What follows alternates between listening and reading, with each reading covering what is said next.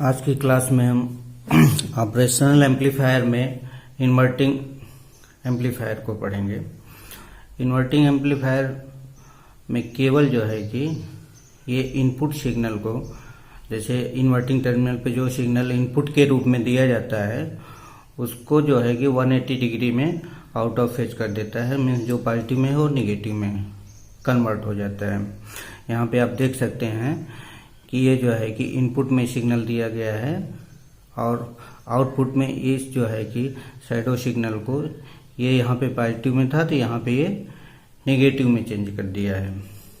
बाकी ये RF feedback register के रूप में यूज किया गया है।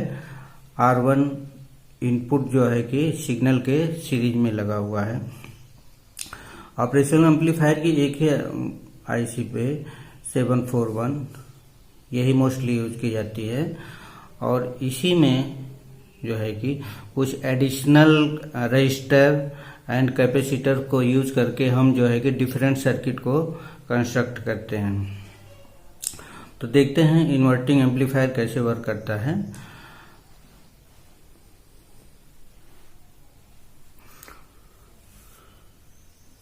यहाँ पे देखिए, मैंने बताया था कि वर्चुअल ग्राउंड या वर्चुअल शॉर्ट सर्किट, यहाँ पे ये ग्राउंड है, ये नॉन इन्वर्टिंग टर्मिनल ये ग्राउंड पे लगा हुआ है।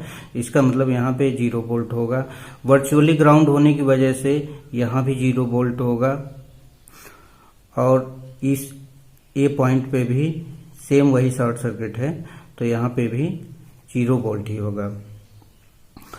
अब हम जो है कि इसमें से फ्लो होने वाली करंट को, R1 में से फ्लो होने वाली करंट को फाइंड आउट करेंगे एंड RF में से फ्लो होने वाली करंट को फाइंड आउट करेंगे। देन जो है कि किरचॉफ्स लॉ का यूज करेंगे, करंट लॉ का, और सर्किट को सॉल्व करेंगे। यहाँ पे देखिए, यहाँ पे इसके जो है कि इस सिरे का वोल्टेज V1 है, इसी को इनपुट वोल्टेज बोलते हैं, और यहाँ पे 0 वोल्ट है तो यहाँ पे भी 0 वोल्ट होगा, मीन्स यहाँ पे 0 वोल्ट। तो इसमें फ्लो होने वाली करंट क्या होती है, जिस सिरे से सपोज कर लीजिए यहाँ से ये करंट का डायरेक्शन हमने एज्यूम किया है इधर से इधर, तो यहाँ पे पॉजिटिव, यहाँ पे नेगेटिव, और इस सिरे का वोल्टेज माइनस इस सिरे का वोल्टेज, तो इस सिरे का वोल्टेज अप्लाई किया है वी इन, जो वी इन को ही बाद में हम V1 कर देंगे, और इस सिरे का वोल्टेज क्या है 0 upon value of the register. अभी वैल्यू इसकी नहीं है लेकिन जो भी है R1, तो R1 हम यहाँ पे लिखेंगे। ये हो गई वैल्यू I1 की। सपोज कर लीजिए I1 करंट इसमें फ्लो हो रही है। देन अब हम RF के लिए सपोज कर लेंगे I2 करंट इसमें फ्लो हो रही है।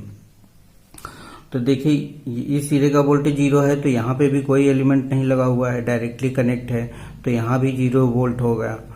और इस सिरे का वोल्टेज क्या है, जो हमारा V0 है, मीन्स आउटपुट वोल्टेज। अभी वैल्यू कुछ नहीं है, उसी के टर्म्स में निकालेंगे हम।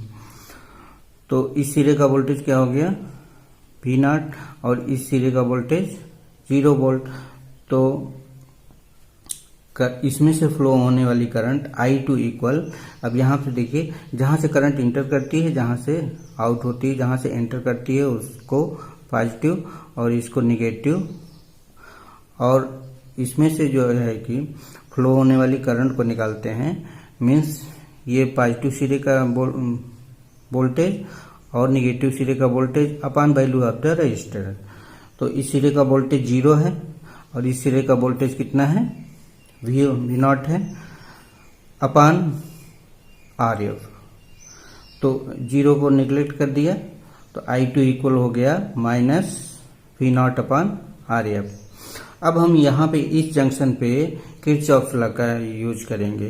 अकॉर्डिंग टू किरचॉफ्स लॉ आप लोगों ने पढ़ा है कि किसी जंक्शन की ओर आने वाली करंट इक्वल होती है जंक्शन से दूर जाने वाली करंट के, means incoming current equal to outgoing current. तो यहाँ पे उसी के हेल्प से हम इसको सॉल्व करेंगे। तो देखिए, यहाँ पे आ गया, किरचॉफ्स लॉ का यूज किया तो I1 इक्वल I2, और इसमें I1 इक्वल I2, क्योंकि एक ही करंट आ रही है एक ही करंट जा रही है, इस सिरे पे कोई करंट नहीं फ्लो होगी, क्योंकि इसका जो है कि इनपुट इम्पीडेंस बहुत हाई होता है। जब इनपुट इम्पीडेंस या इनपुट रेजिस्टेंस, जब रेजिस्टेंस की वैल्यू जब हाई होती है तो उस टर्मिनल से करंट का फ्लो होना इम्पॉसिबल होता है। तो इसमें हम मान लेते हैं कि कोई करंट नहीं फ्लो हो रही है due to the high input resistance. Then I की वैल्यू यहां से पुट कर देते हैं V1/R1 एंड I2 की वैल्यू यहां से पुट करेंगे -V0/RF।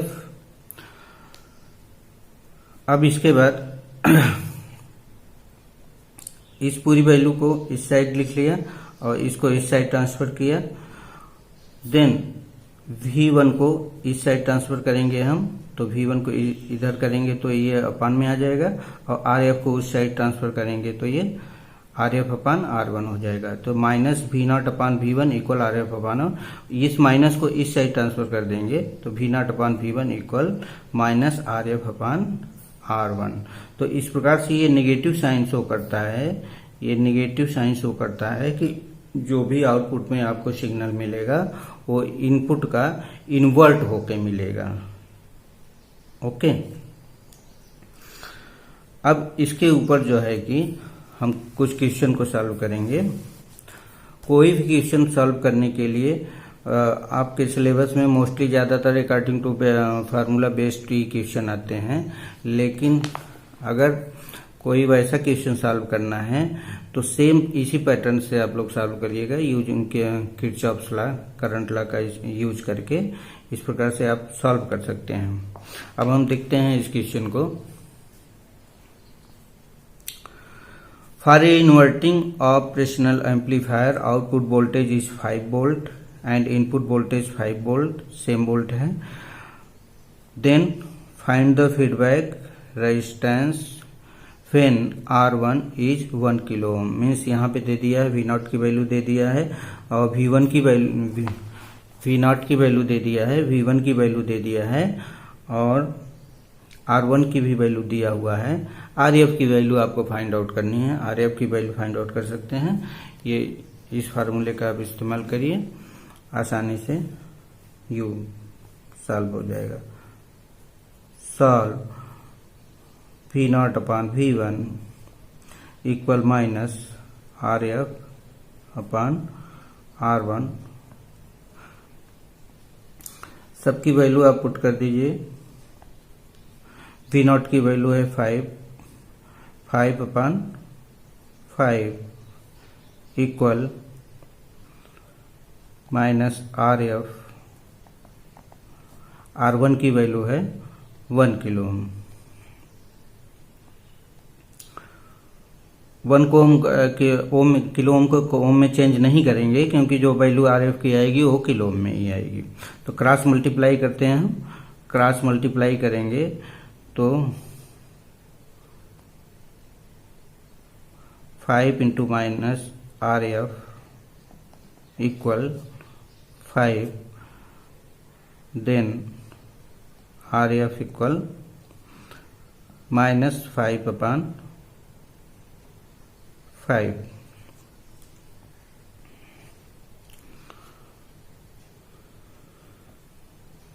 ये इससे कैंसिल हो जाएगा।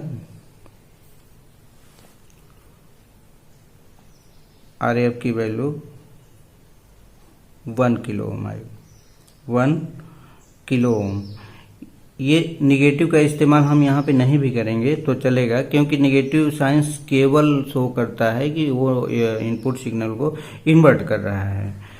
तो अगर इसकी वैल्यू निकालने के लिए इसको हम निगेटिव यहाँ पे नहीं भी लगाएंगे तो चलेगा। तो RF की वैल्यू टोटल कितनी आई, 1 किलो ओम। जब उसका गेन सेम हो, means voltage, input voltage output voltage जब बराबर होगा तो जाहिर सी बात है कि उसका गेन जो है कि यूनिटी होगा। और उस केस में फीडबैक रजिस्टर और R1 की भी वैल्यू सेम होती है। ये आपने जो है कि न्यूमेरिकल में देख लिया। नेक्स्ट क्वेश्चन हम देखते हैं।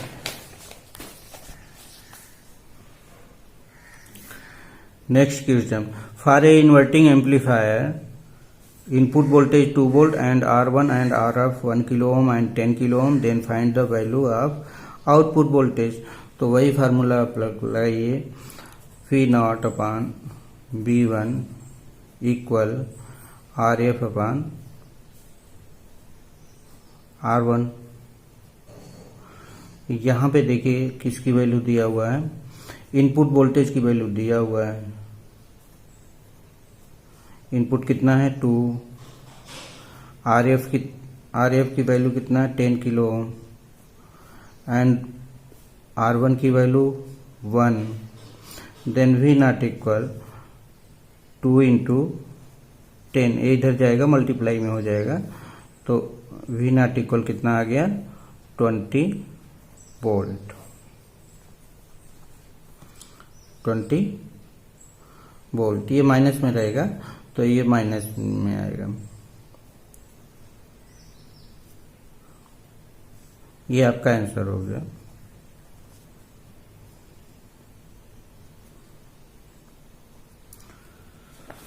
नेक्स्ट क्वेश्चन है, यदि किसी ऑप एम्पलीफायर इन्वर्टिंग के input and output voltage 10 volt हैं,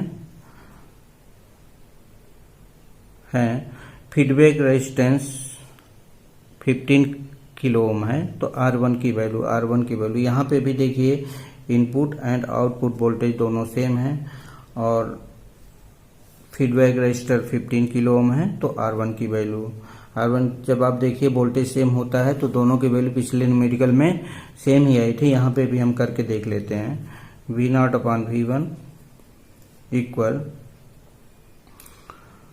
RF अपान R1। देन R1 की वैल्यू निकालनी है तो इसको आप इस साइड लिखिए, इसको इस साइड लिखिए, तो ये हो जाएगा RF अपान R1 इक्वल V0 अपान V1। अब वैल्यू आप इसमें पुट कर दीजिए, RF की value 15 kilo ohm 15, R1, V0 की वैल्यू दोनों है, ये आउटपुट वोल्टेज इनपुट वोल्टेज दोनों ही सेम है, तो उस केस में 10 अपान 10 क्रॉस मल्टीप्लाई इसको आप करेंगे तो हो जाएगा 10 R equal 15 into 10, R equal हो जाएगा